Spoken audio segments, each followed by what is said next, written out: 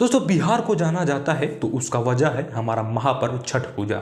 और छठ पूजा सुनते ही हमारे जहन में, हमारे मन में श्रद्धा सिन्हा का ये इतना ज़्यादा लोकप्रिय है कि इसको इतना ज़्यादा अवार्ड मिला है। मतलब जितने भी भोजपुरी इंडस्ट्री में इवेंट्स होते हैं, जितने भी अवार्ड ऑर्गेनाइज होते हैं, वहाँ पे इस गाना को अवार्ड मिलता ही है। लेकिन आप लोग इस गाने के अवार्ड को जानते हैं, आप इस गाने के सिंगर श्रद्धा सिन्हा को जानते हैं, लेकिन क्या आप जानते हैं कि इस गाने को किसने लिखा था? वो कौन ऐसा राइटर है जो इतना मास्टरपीस गाना दिया भोजपुरी इंडस्ट्री को? मतलब छठ पूजा के जितने भी ये श्रद्धालु होते हैं उन लोगों के लिए। आप में से 99.9% लोग नहीं जानते होंगे इस गाना के राइटर को। आइए आज के इस वीडियो में उस राइटर के बारे में बताते हैं, तो बने रहिए वीडियो में। तो चलिए शुरू करते हैं। दोस्तों, वो राइटर हृदय नारायण झा जी हैं जो इतना मास्टरपीस गाना लिखे। हम बात करेंगे आज छठ के गानों के उन रचयिता के बारे में जिन गानों को आपने खूब सुना है। आपने शारदा सिन्हा जी के कई सारे गाने को देखा है कि दुनिया के कोने कोने में बजाया जाता है। आज मैं उनसे मिलाने वाली हूँ जो उन गानों को लिखते हैं और लिखकर उन्हें वायरल कराने में मदद करते हैं, और वही गाने आज दुनिया के कोने कोने में बजते हैं। हमारे साथ है हृदय नारायण झा, जिनको मैं गुरुजी कहती हूँ और बहुत सारे लोग सम्मान पूर्वक इन्हें गुरुजी के नाम से ही बुलाते हैं। सबसे पहले बहुत बहुत स्वागत है आपका हमारे चैनल पे। आपका भी बहुत स्वागत है। मैं आपके चैनल में दूसरी बार आ रहा हूँ जी। और मुझे अच्छा लगता है कि ये एक मैसेज जा रहा है, खास करके गीतकार और गीत गाने वाले गायक गायिकाओं के लिए। गीतकार के लिए ये संदेश जा रहा है कि मैं गीत लिख रहा हूँ तो क्या लिख रहा हूँ, किसके लिए लिख रहा हूँ, क्या गाना चाहिए, कैसा गाना चाहिए। बिल्कुल बिल्कुल। तो इस दृष्टि से यदि सोचिए तो गीत लिखने का विशेष महत्व है इसमें। अभी जैसे मैंने शुरुआती दौर में कहा था कि शारदा सिन्हा जी का मैंने जिक्र किया था। 12 साल पहले गुरुजी ने उनके लिए सकल जगतारिणी जो गाना है वो लिखा था। 6 साल पहले एक ऐसा गाना लिखा जो आपके और मेरे दिल पर जो है ऐसा छाप छोड़ा हुआ है, जिसका जो बोल है वो ये है कि पहिले पहिले कहीं नहीं छठी मैया बढ़ते त्योहार। फिर 1 साल पहले उसका दूसरा वर्जन आया था कि क्या था गुरुजी 1 साल पहले? हाँ, जानी ना छठ के बरतिया जानिला महिमा तोहार, ये दूसरी बार आया है। दूसरी बार गाए हैं। तो देख लीजिए कि हम बहुत बार इन लोगों को स्थान देना भूल जाते हैं, वो सम्मान देना भूल जाते हैं। ये हमारे लिए मतलब बहुत ही शर्म की बात है कि हम गाने के रचयिता को नहीं जानते हैं, क्योंकि कितना उन्होंने मेहनत किया होगा, कितना सोचा होगा, कितना विचारा होगा, तब जाके इतने सुंदर सुंदर जो है वो शब्द ये पिरोते हैं, तब जाके ऐसे गाने बनते हैं, तब जाके वो एक सिंगर के पास पहुंचता है कि भाई ये लीजिए बना बनाया चीज अब आपको गाना है। तो सबसे पहले शुरुआत करेंगे। 12 साल पहले आप माँ शारदा के लिए आप गाना लिखते हैं जो सकल जगतारिणी, तो क्या सोचा था, लगा था कि ये इतना वायरल होगा, लोग इतना पसंद करेंगे? सोच बिल्कुल मेरा लीक से हटके था। उस समय बहुत नए नए गायक आए थे जो गायक भी गाने लगे छठ के गीत। शारदा जी के गाने का एक अलग अपना शैली रही है। उन्होंने कहा कि मेरे लिए गीत लिखिए आप, और गीत ऐसा हो जो बर्तिन को लगे कि मेरे लिए कोई लिखा है। अच्छा। उन्होंने कहा। तो मैंने फिर ये सोचा और मैंने कहा कि देखिए, हम यदि वर्तमान में जो हल्का फुल्का शब्द का इस्तेमाल होता है तो लोग समझते हैं कि जो हल्का गीत है जल्दी हिट होगा। मैं नहीं ऐसा मानता हूँ। मैं मानता हूँ कि गीत के शब्द यदि महत्वपूर्ण होंगे, यदि मान लीजिए वो संस्कृति संस्कार वाले शब्द भी होंगे, तो यदि उनके मतलब का होगा तो वो जरूर सुनेंगे। लिखिए।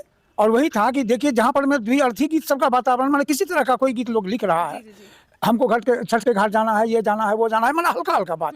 वहाँ मैंने लिखा, सकल जग तारिणी है छठी माता, जल थल वायु अग्नि में अही माँ, ओही गगन के आधार, हे मैया ओही गगन के आधार, सकल जग तारिणी है छठी माता। नहीं, गगन का आधार ये मतलब है कि देखिए, हम लोगों में जो आज तो लोग कई तरह का टीका टिप्पणी कर रहे हैं, लेकिन हम लोगों में धर्म का एक ही मतलब रहा है कि पृथ्वी जल अग्नि वायु आकाश मिश्रण है। ये जो है यही भगवान का विराट रूप है। और जितने भी देवी देवता हैं, चाहे वो सूर्य की हम पूजा करते हैं, चाहे छठ माता की पूजा करते हैं, सब में हम उन्हीं पंचभूत को एक समग्र रूप में देखते हैं। महादेव का ले लीजिए आप, उनका स्वरूप भी वर्णन है। तो भरतनाट्यम में आप सुनते होंगे, नृत्य है, अंगिकं भुवनं जस्य वाचिकं सर्ववांगमयं आहार्यं चंद्र तारादि तंग नमः सात्विकं शिवम। तो जिनका स्वरूप ही पृथ्वी जल अग्नि वायु आकाश का है, उनका वर्णन इस गीत में मैंने किया। और मुझे लगता है कि इसीलिए सबकी पसंद बन गई, ये हिट किया गाना। हिट कर गया। देखिए, लेकिन बहुत मेहनत लगती है कि आप इतना सोचते हैं, इतना कुछ आप बता रहे हैं, ज्ञान इतना भरा हुआ है। अभी तो हम ये देख रहे हैं सोशल मीडिया के कैसा ट्रेंड चल गया है। ज्ञान पर एक बात कहे तो हम क्लियर कर दें कि गीत लिखने में ज्ञान का महत्व बहुत ज्यादा है। इसलिए महत्व है कि अब जब हम किसी बर्तिन के लिए लिखते हैं तो वहाँ मुझे 2 मिनट के लिए बर्तिन बन जाना पड़ता है। आप वो सोचते हैं कि आप व्रत कर रहे हैं। हाँ। आप जो है छठी माता को महसूस कर रहे हैं। कि व्रत कर रहे हैं, तो इस व्रत का नियम निष्ठा क्या है, क्या खान पान है, क्या रहन सहन है, क्या एटीट्यूड है, क्या सेंटीमेंट है, क्या बिहेवियर है, ये हर चीज़ एक व्रती का जब हम ध्यान में रखते हैं तो वो भाव निकलता है। तो पहले तो व्रती को ध्यान में रखते हैं, फिर रखते हैं कि हम किस प्रकार के व्रती के लिए लिख रहे हैं। अब जैसे इस बार कहीं एक ऑफर की, झारखंड की लड़की है पल्लवी झा, उसने कहा कि हमको मेरे लिए आप गाना लिखिए, जो पति बेरोजगार है। तो वो छठ का व्रत रख रही है रोजगार कि मेरे पति को रोजगार हो जाए। कंडीशन हो गया, ये कंडीशन हो गया। अब इस कंडीशन वाला आप गाना लिख दीजिए, तो उसको हम वही गाना लिख के भेजे। अच्छा। हाँ, उसको गाना लिखे हैं, वो गा चुकी है गाना। पत्नी जो है अपने पति के रोजगार के लिए छठ का व्रत करती है और आपसे वो गाना लिखवाती है, तो उसके बोल क्या है मैं सुनना चाहूँगी। बोल है ये कि बेरोजगारी में जिंदगी बेहाल बा, बेरोजगारी में जिंदगी बेहाल बा, कोयली बरत तोहार छठी मैया, पियाले मांगी रोजगार, छठी माता पियाले मांगी रोजगार। गीत उसको पसंद भी आ गया, वो गा भी लिया है इसको।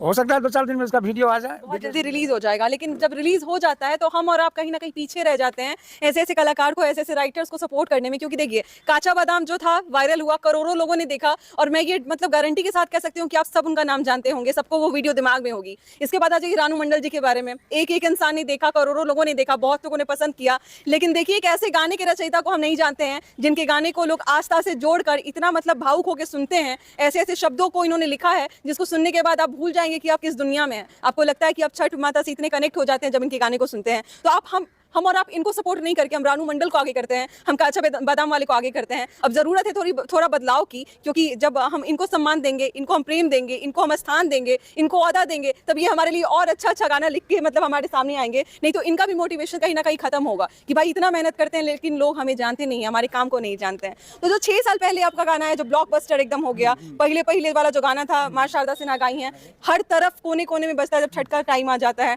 और जब वो गाना बजता है तो लगता है कि रुक जाए, ठहर जाए, कहीं ना कहीं बिहारी होने का एहसास होता है बहुत बड़ा। तो क्या सोचा था उसको लिखने से पहले आपने? उसको लिखने से पहले यही सोचा था कि आज समाज परिवार फ्रैक्चर है संबंध के स्तर पर में, और बच्चा है तो एक तो अधिक उम्र में शादी हो रही है, तो बच्चा भी अधिक उम्र में पैदा ले रहा है।